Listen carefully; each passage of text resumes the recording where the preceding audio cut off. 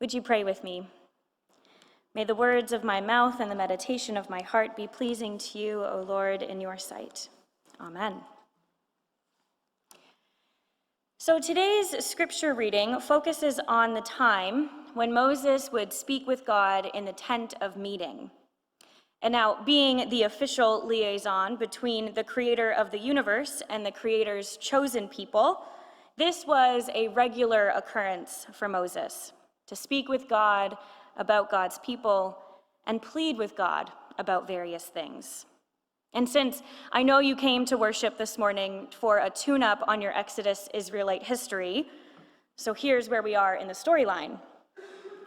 The Israelites have been led out of Egypt by Moses and his merry band of mates, which have freed the Israelites from slavery.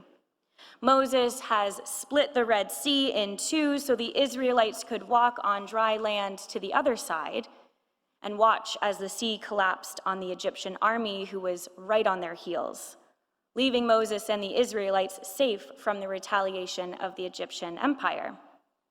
And so they wandered through the desert and in their wandering experienced God's provision of food and water, when God sent manna from heaven and turned rocks into water. And probably the most intimate and miraculous experience, God established a covenant with the Israelites at Mount Sinai. He gave them the 10 best ways to live, which also included detailed instructions about how to construct the tabernacle, where God's presence would dwell with them. God appears as a pillar of smoke in the day and a cloud at night, guiding the Israelites through the wilderness as they navigate this newfound reality of freedom. All is well with the Israelites, God and Moses. They are finally freed from slavery and figuring out how to live in that freedom without masters. And so in response to God's faithfulness to them, since they were overcome with gratitude and thanksgiving to God, the chosen people decided to do nothing but build a golden calf and worship in thanks behind Moses' back, which essentially breaks the covenant with God. They are nailing this as God's chosen people. So by the time we get to chapter 33, the narrator describes Moses using a tent of meeting to converse with God about God's chosen people. The pillar of smoke would rest over the tent of meeting, and the Israelites would stand outside of their own tents, worshiping God and waiting for Moses and God's meeting to be over to hear the verdict. And the text isn't very specific about what Moses and God would speak about, but I reckon it might have gone something like this. Lord, they're at it again. God, well, at least they're creative. I gave them the 10 best ways to live, and they've found 10 ways to break them all in one day. Or maybe it would go something like this. Lord, they're asking again if we're almost there yet.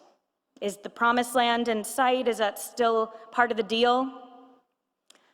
All jokes aside, this tent of meeting where Moses would speak with God face to face, as the text says, represents the intimate friendship Moses had with God. And not in the way that we would speak face to face with each other, but the connection that we hold in friendships. Moses shares that with God. Speaking face to face refers to the unmediated relationship between God and Moses. Yahweh's words and will were conveyed directly through Moses, a level of immediacy not yet available to the rest of the people. So Moses would plead with God. He would argue, weep, and even in some instances, change God's mind. This section in verses 7 to 11 demonstrates the close relationship between Yahweh and Moses. And it also demonstrates that although God's chosen people continue to miss the mark when it comes to abiding by the covenant time and time again, they are still active in their faith. No matter the countless times they turn their back on God, they always return in worship and in praise. They worship continually, and through Moses as their leader, present their requests to God. So like every other countless time Moses went into the house of meeting, he encountered his old friend and laid out his request.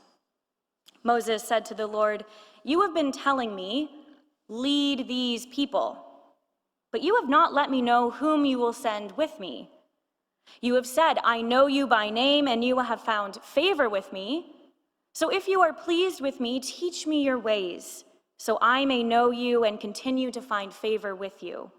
Remember, this is your nation, your people."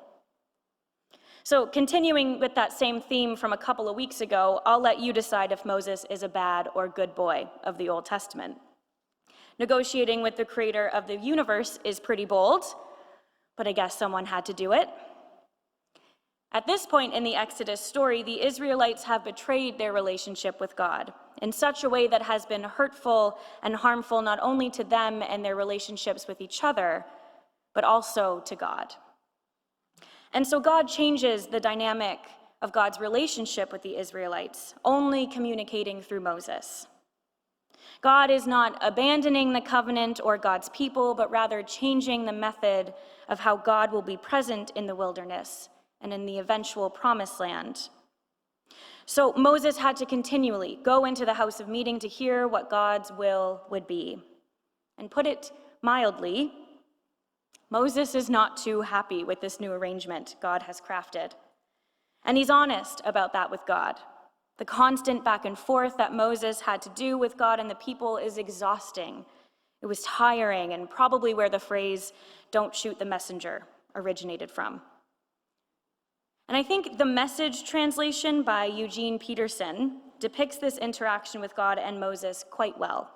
His translation of the text says, "Look, you tell me, 'Lead these people,' but you do not let me know whom you're going to send with me. You tell me, 'I know you well and you are special to me.' So if I am so special to you, let me in on your plans, God. That way I will continue to be special to you. Don't forget, this is your people, your responsibility." This is where we all go, ooh. Tell us how you really feel, Moses. This is pretty bold. Maybe he's repping that bad boy status more than we originally thought. But it also shows Moses' closeness to God, his boldness, his trustworthiness in God that he can speak with the divine in the way that he pleases without the fear of being rejected or forsaken. God, these are your plans, your people. Won't you let me in on it so I can lead your people better? You said you're going to send someone, but haven't told me who. How can I trust you when you say that I'm special to you? In Exodus, we don't have insight into how long the Israelites wandered the desert.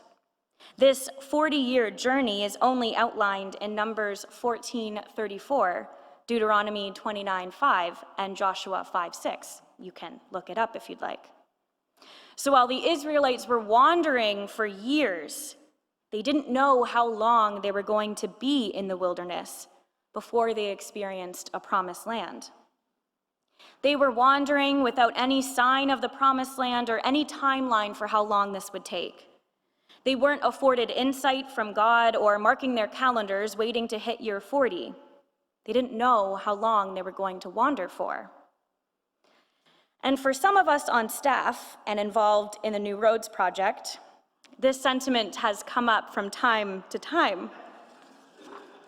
Often in staff meetings, we are given an update on certain decisions that need to be made, budgets that need to be reassessed, and the occasional surprise we discover after opening up a wall or rewiring an electrical panel.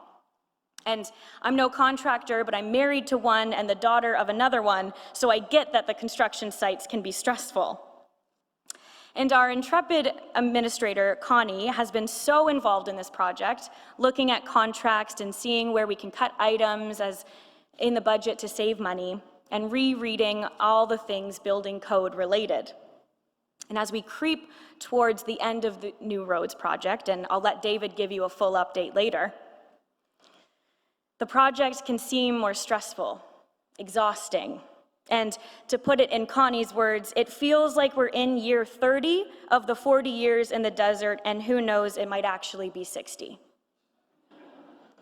To which Barbara, David, or Brian said, "Well, great, that means we're halfway there."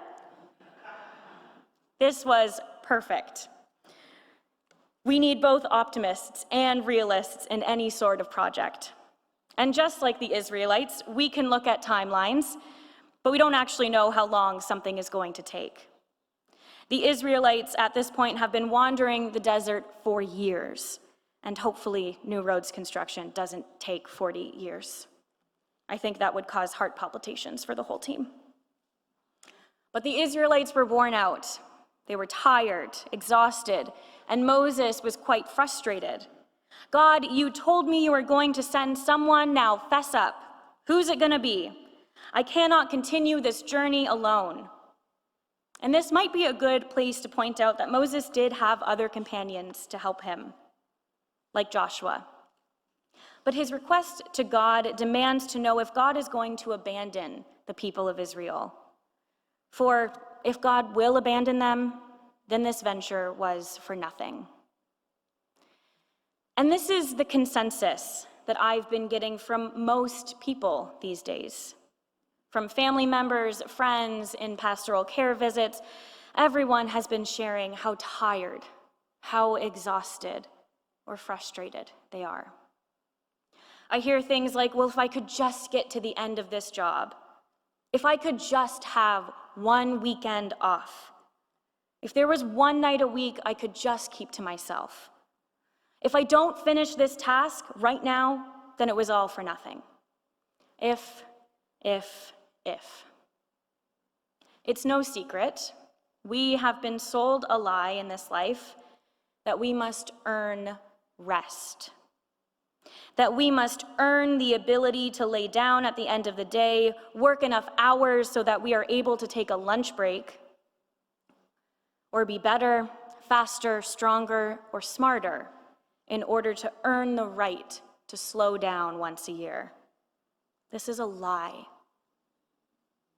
This is a lie. Rest is not earned by our merit throughout the week. Rest is actually our God-given right. Not only did our Creator rest on the seventh day of creation, but they also commanded it in the 10 best ways to live as God's people. And again, in Exodus 33, when Moses pleads with God to show him who God will send with him, God gives Moses permission to rest. My presence will go with you, and I will give you rest. So if rest is one of those sacred invitations extended by our Creator, why are we so reluctant to accept it? We live in a world that worships motion, where constant production is praised and stillness is mistaken for weakness. We push forward, driven by fear that if we stop, something might fall apart, or worse, that we might not be seen as necessary. And yet, most of us do not hold the world together with our hands. We are not all surgeons in the middle of operations, or nurses providing medical care to patients, or firefighters standing in between flame and life. For most of us, the world will keep spinning, even if we pause. And that is a humbling truth. But that truth does not make us replaceable. It doesn't mean we lack purpose or strength. It simply reminds us of our design. Created not only for work, but also for worship, for wonder, and for rest. Even those entrusted with life and death responsibilities and jobs must find time to rest. Because without rest, we will begin to unravel, physically, emotionally, and spiritually. And a prime example of that is in Exodus 33. As Moses pleads with God, he's beginning to unravel from exhaustion, from the unknown, and from continually working for God's people without ceasing. And God knows exactly what he needs: God's presence and rest within it. We live in a culture that demands we never stop. But when we choose rest, we aren't quitting, we are trusting. Rest becomes an act of resistance in a culture that worships motion. It is an act of faith. It is not laziness, it is obedience. Rest is not weakness, it is worship. But if you're anything like Moses, this sounded like a pipe dream. Rest, Lord, really? I asked you who you'd send with me to complete this task. How could you expect me to rest now? And so Moses is persistent. If your presence does not go with us, do not send us up from here. How will anyone know that you are pleased with me and with your people unless you go with us? What else will distinguish me and your people from all the other people on the face of the earth? Moses faces God like he's done countless times and gets right to the point. Lord, if you don't go with us, don't even send us from this place. What will show everyone that you are pleased with us? What will distinguish us from the rest of the world? I can almost see God chuckling at Moses' persistence here. There's a very clear answer to his question. Lord, what will distinguish me and your people from all the rest of the people of the earth? Moses, God already answered it. Rest. Actively choosing to rest each week, even when it feels like we can't. Especially when it feels like we can't. When there are emails to answer, errands to run, chores to do, meetings to attend, and clients to call. All of that will still be there the next day, even if we choose rest today. And before we get into a cycle of thinking that rest leads to laziness, I'm not talking about doom scrolling on our phones, avoiding family members or friends, or simply doing nothing during our rest. Rest that leads to unfulfilling habits or harmful mental health cycles is not the rest that God's talking about here. But carving out time to sit with a favorite book, to cook your favorite meal, have coffee with a friend you've been meaning to call, or even taking a nap in the middle of the day. All of this can be considered rest, for it helps our souls abide in the present moment. It allows our hearts and our minds and our souls to be where our feet are, to leave the problems of tomorrow in tomorrow, so that we can actually enjoy today. We are very permission-giving at Knox Oakville, which has been one of my favorite things, not only being a member of this congregation, but also working here for the last 3 years. The ministry teams of this congregation allow individuals to dream about what the church could be and do everything in their power to help execute those dreams. Whether that be Dinner Church, the New Roads Project, a Future Out of the Cold ministry, the Chancel Guild, Something for Everyone sale, knitting, quilting, and fellowship groups.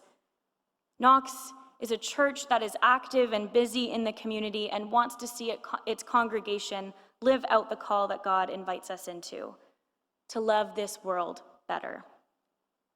But we cannot do that. We cannot do any of these ministries if we do not rest. So for the month of July, we are going to be the only Presbyterian church open for worship on a Sunday morning in Oakville. And in the month of August, Trafalgar will be the only Presbyterian church open for worship in Oakville. Although this might sound like bad news or shocking, it is actually incredibly faithful. To give space for rest for other worship ministries like the choir and tech teams, the musicians, and even the preacher, to step back and to breathe is more than just a scheduling decision for the Presbyterian churches. It's a faithful response to God's command to rest and to invite others to do the same.